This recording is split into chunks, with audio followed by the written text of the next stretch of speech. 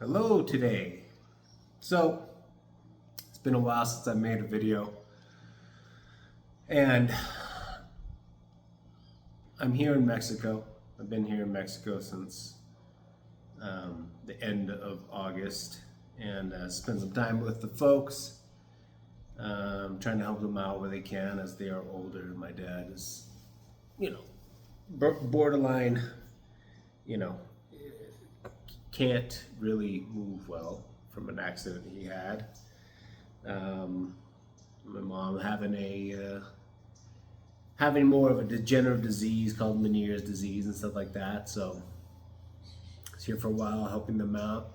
Decided to stay for a little bit. They are gone. They are back in the States, and I am at a stage in my life where I am trying to pursue a passion of mine, preferably in Costa Rica, but possibly here in Mexico, which is taking 20 years of experience that I have in martial arts specifically, and boxing and kickboxing, and starting the gym, and passing on that information and those skill sets to others, because I know how important that is and how empowering that can be to men and women. And I feel like today I just kind of wanted to have a little rant on things I've been seeing that are coming across my YouTube feed and the state of the world and all these sort of things. And I know the majority of the 60 subscribers that I have are men, and there's a lot of channels out there dealing with, I'll say, common issues that we are having as men in a lot, through a vast expanse of our generation gaps and age groups. And I'm 43, just turned 43 in October, and having dealt with a lot of these, I'll say, common problems, I guess would be a word to describe them. I don't know if they're problems or not, but just realities of what we're facing in our current world and culture, which I don't think is just limited to the United States. I think the West and the toxic cultural aspects of the West have penetrated or infiltrated other parts of the world. I think that is definitely real, from having seen some of that in Latin America. But I know that it's significantly more potent in the US and in the Western parts of the world, meaning Australia, Canada, parts of England and so forth, or just Europe in general. So, I see these channels that are talking about, like, men losing purpose, or being alone, not having friends, not having a spouse or a lover. Some men not having kids, and this desire for, I'll say, traditional sort of normal men that think in the way that is, I say, more appropriate for the realities of the world in which we live. And that is just finding our meaning and our purpose. And a lot of that has been hijacked or taken away from us, which stems from our desire to provide and protect women and children in our lives.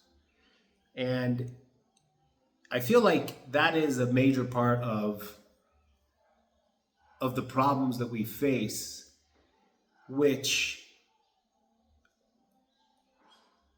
I would say comes from actually the degradation of our culture, which is expansive through the economic, through the political, through the social aspects that have been systematically and intentionally dissolved and destroyed for decades now, for generations, really. You could argue that it maybe started with the boomers, but probably a little bit before then. And it's been just creeping up. And it has affected all of us. And a lot of us have taken that negativity that has been put out into the culture, into the zeitgeist. And a lot of us have just ingested it and gone forward with it. Some of us have questioned it. Some of us have dabbled in it and then seen it and are trying to escape it. I think there's a few of us that have seen it the whole time and never really fell for it. I can't say I'm one of those. I'd say I'd have definitely periods of time in my life that I have definitely been sucked into that vortex of shit. And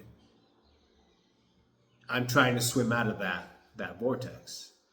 And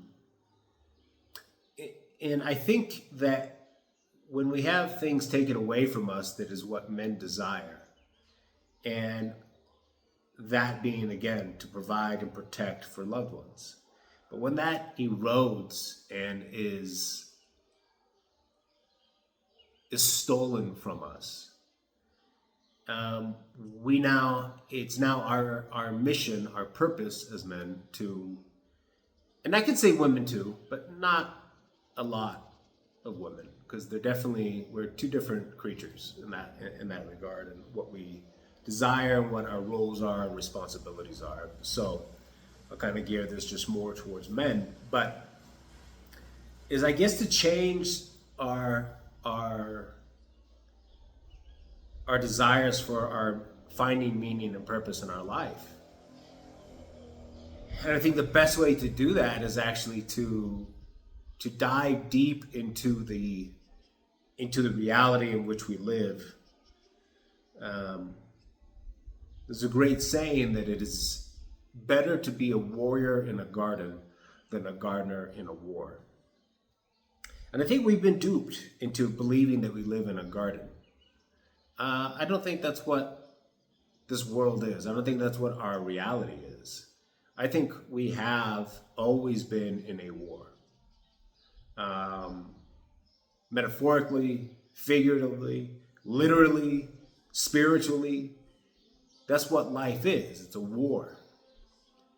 And so the best thing to be in a war is a warrior, is to take on the hardships, the discipline, all of the things that is important to prepare yourself to battle.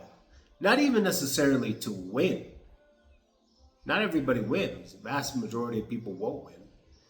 But there is a dignity that we can derive from pursuing intentional hardships in order to strengthen us to be able to have the will to fight, to have the will to overcome. And a lot of this, again, can just be metaphorical in the daily struggles of what it is to be a man, to overcome a lot of things that we intrinsically know are not good. Being lazy, being lustful, being driven towards our just carnal desires. And not to get too much into the religious aspects of it, but you can look at just 7 deadly sins, right? And just how many of those we battle every day, continually, hour by hour, sometimes minute by minute. And knowing that those pleasures, although we are geared to want them, I think once you do them enough and you realize that they actually are not sustaining, fulfilling, or satiating, you have to let that go. And it's hard. It's hard. It's hard to let that go. It's hard to move on to a higher state of being when that state of being is climbing a ladder that is difficult to do. It's kind of why I have named my channel what it is, On Upward. Continue to go on upward. I'm at clearing a path to ascend. Well, that's what it is. Every single day when we wake up, we have a path in front of us. And that path to ascension is always and continually having overgrowth, obstacles, potholes, and all this other sort of stuff that you could take in a metaphorical sense. And it's every day we're there. And we have to clear that path to ascend. Because if we don't clear the path, it's going to either leave us stagnant or it's going to push us back. And that's the last thing we could do. That's the last thing we could do. Because it just leads to our own demise. Through self-destruction in a very literal sense and in a slower sort of degradation of terrible habits, of whether it's just overeating, alcoholism, drug abuse, just any sort of addiction, any lustful addiction, all of that sort of stuff. It's all a reality that we face. And I think going back to that idea of better to be a warrior in a garden than a gardener in a war, that path of a warrior a lot of times is alone. And it's something that I'm having to kind of accept and deal with in having the past relationships that I've had and the desires that I've wanted for those that didn't work out, which many men know what that means, know what that entails. But sometimes I look back on it, and although that I want these things, I also realize that, what are some of the difficulties and things that are not worth it in that, especially with women, just the partners that we want that are not even remotely on the same path that we are, that have been so sucked into and duped by the nonsense that has been fed to them, all under control, and they just don't know how to overcome that. And anytime you try to help them, there's always those terms of mansplaining and all this sort of just nonsense, which just shuts everything down. I realize that the vast majority of women have not an ounce of respect for specific men in their life that they should have respect for, especially if you're going to love them and want to be a partner. And I think that, again, stems from the fact that they have no respect for themselves. All the stuff that they've bought into, all of these going through their slut phases and all of this feminist toxic nonsense that they were fed is just destroying them. It's destroying their mind, body, and souls. And I think one of the biggest things that one of their biggest obstacles is accountability, which men also can have that. But I would say the vast majority of men that I know or have known or see are more willing to take on that or to swallow that pill of accountability, which does suck. It's not enjoyable, but it's necessary. It's necessary because that is reality. That is truth. And it's not our truth or your individual truth. It's the truth. It is a universal. It is a timeless truth. So I feel like just in me saying this in my own sort of pursuits and my own sort of daily things that I'm trying to do on this path, on that clearing that path, is understanding some of these things and finding a different meaning for ourselves as individuals, is to continue to growth, for expansion of mind, body, and soul, is to ascend into a higher state of being and to let go of these desires that we have that if it's not the right person, time, or place, it's not worth having because it just sets us back. And if we are fortunate enough or blessed enough to attain those things in a true, genuine, righteous way in time, then we can accept them and know that they will be right. But if not, it's best to just keep going down that path of discipline and difficulty, which only makes you better and stronger, and it becomes easier. You know what I mean? It becomes easier. That's what I just realized. Anytime I do like some of my workouts where on some of my cardio days, I jump rope for half an hour or more, or I do these circuits and all this sort of stuff. It's, once you get accustomed to it, it's not that mental sort of blockage that you have before you want to do it diminishes, and then your ability to do it, although it's not that it's easy per se, but you've gotten accustomed to it.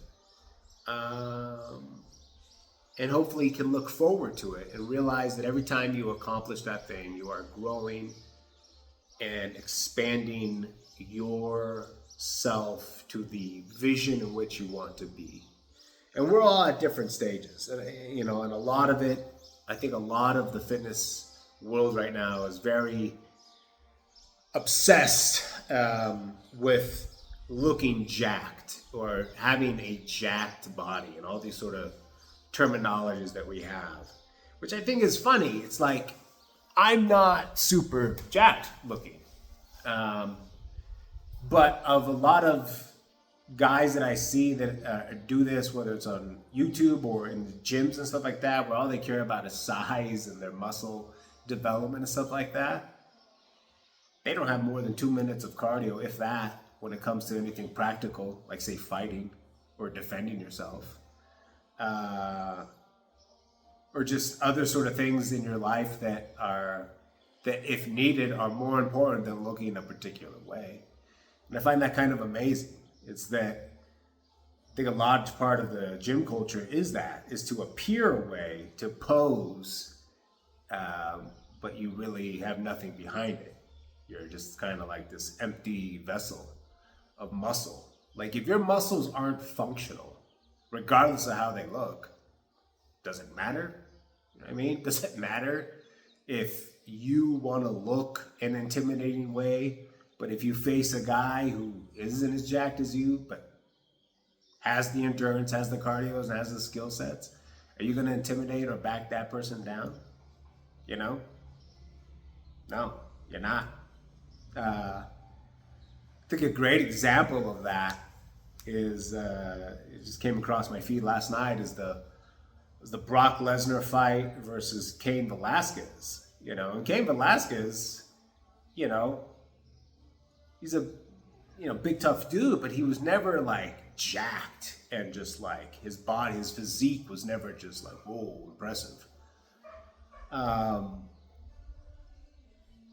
Especially like say in regards to like a Brock Lesnar or Alistair Overeem or some of these like heavyweights that were, at the peak of their cycles in their careers when they fought.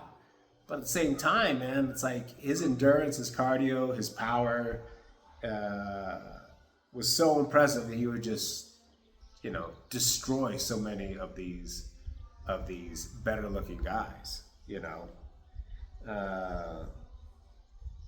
don't know. I feel like I just bring that up because I've always just kind of found that kind of amazing. When I fought, I would get down to probably around like 14% body fat when I would like lean out and get into my fight shape. But my whole thing was cardio, endurance, to be able to endure. That's everything in fighting. It really is. It's fighting is endurance and cardio. And a large part of that, you come where your physique will will turn into to look a certain way once you peaked out into a certain stage of your fighting development and getting ready for something. But yeah, I just wanted to make this video and just seeing certain things that I've been ingesting that have come across my feed, and just realizing that there's so many men that are dealing with this stuff, are dealing with this sense of not having anybody around, say whether it's friends, girlfriends, spouses, and it doesn't really mean like that. It's not that they're like unattractive. It's not that they're don't make good money and all this sort of stuff. And there's all these great examples out there of these men that you would assume on paper, from looking at it from the outside, that how did they get this divorce, or how did this thing happen to them, when they have everything that you could imagine that a woman would want. I just heard this the other day of somebody bringing it up, and it kind of makes sense. I'm not a football person or whatever, but everybody knows Tom Brady, right? And the wealth, I'll call it stereotypical sort of like all-American look, the prestige that he had for just being a quarterback, and like his career within the NFL, obviously wealth and all of that, to be married to a supermodel and all this sort of stuff, and yet she wasn't even content enough to follow through with the marriage and everything that entails, through the hard times and the good times and all of that, and to go on to another guy, which who knows how long she'll be with, that supposedly jiu-jitsu instructor that she was with. But you know what I mean? Like, if it's happening to Tom Brady, and if it's happening to all these other sort of examples of men, whether these men are good, bad, or ugly, you have to ask yourself, is it actually a men problem, or is this a cultural thing? Is this something that we have to accept, that our culture has been so degraded intentionally and continually by forces outside of us, that the pursuit of normal sort of innate natural desires that we have are getting taken from us, are made so difficult that it can't even sometimes be overcome, no matter how much you desire it within a relationship.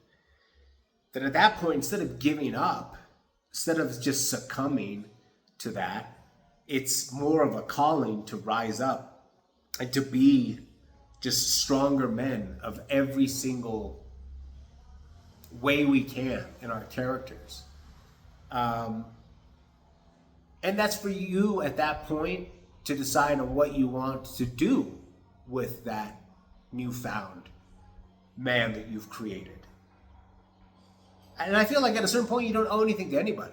I think there is a thing that is occurring right now where it's like, why do most men at this point don't want to sacrifice time, money, energy, their life for entities out there, whether it's through the government, whether it's through false friends, or through lovers, girlfriends, and wives, that don't have a single ounce of respect for that effort being put forth. And it's not like all men deserve respect just because we're men, or just because of this. Respect is something that you earn through your actions, through your intentions. But if you're doing those things and not achieving what it is that you would think that you deserve at the end of it, I feel like at that point, it's just let it go. Do it for yourself, and give, if you desire, from your efforts that you've done to somebody that deserves it in your mind later on. But that's if you want to do it. I think that's something that is changing. It's at this point, it's create yourself in such a way that people will want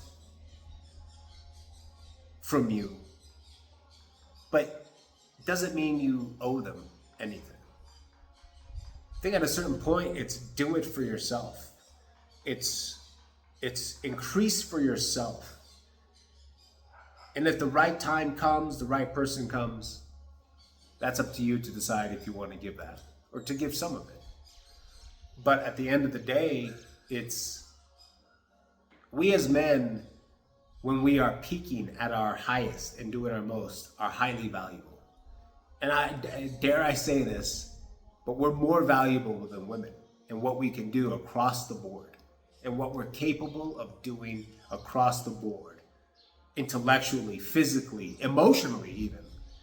And I feel like that's okay to say that. I feel like it's okay to point out that reality. It's not like crapping on every woman. That's not the point of this. But at the end of the day, we're being attacked on so many fronts and so many levels that once you start to pursue these things of mental, spiritual, physical growth, I think you really do realize the potential that we have as men, and that shouldn't be overlooked.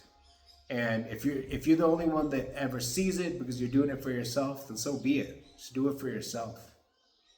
So I didn't really have any sort of I'll call it a script in what I wanted to say with this, but it's been a long while since I've done a video. And I feel like I just want to just share some of these thoughts, I'll call it a philosophical rant. But anyway, I wish you the best, and I hope that in whether it's this, whether it's other things that you see, that in any inspiration that you gather can be directed towards your own personal discipline in order to attain a higher state of being.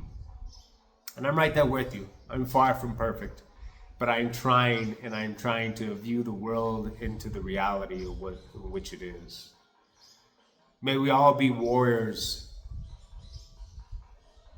to get out of this war, and then continue to be warriors in a garden that hopefully we can create for ourselves and for the rest of the world. Blessings.